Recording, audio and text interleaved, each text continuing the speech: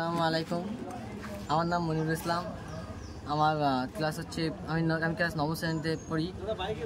আর আমি নিউ হাসান একাডেমির স্টুডেন্ট। আমাদের টপিক হচ্ছে নবীকরণ শক্তির উৎস।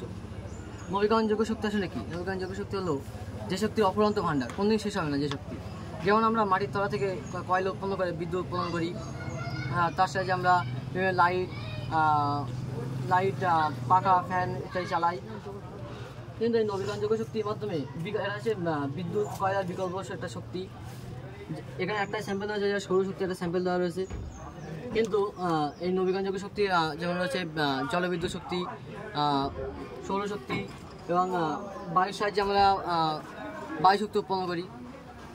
তেমনি এখানে রয়েছে এখানে একটা স্যাম্পল রয়েছে। এই সৌরশক্তি এই সোলার প্যানেলের নিচে একটা ইলেকট্রিক প্যানেল থাকে, যেখান থেকে সূর্য থেকে সরাসরি সোলার প্যানেলের ওপর আলোটা পড়ে। এখানে ডাইরেক্ট তৈরি উৎপন্ন হওয়ার পরে এর নিচে এটা থাকে ইলেকট্রিক প্যানেল বলে। এই ইলেকট্রিক প্যানেলে এখান থেকে অল্টারনেটিভ কারেন্টটা এখানে সঞ্চিত হয়ে থাকে। তারপরে বিভিন্ন ঘর বাড়িতে সাপ্লাই, বিভিন্ন আমরা ব্যাটারি চার্জ করি।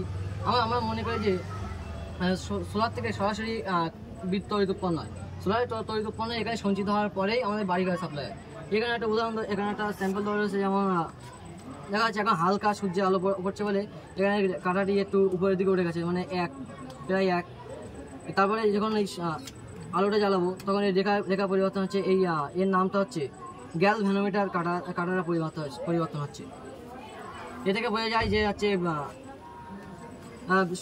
আলোক শক্তি, সৌরকোষের সাহায্যে আলোক শক্তি বিদ্যুৎ শক্তিতে রূপান্তরিত হচ্ছে গ্যালভ্যানোমিটারের পদ্ধতিতে, কাঁটার পদ্ধতিতে। এই বলে আমার সংক্ষিপ্ত বক্তব্য শেষ করব।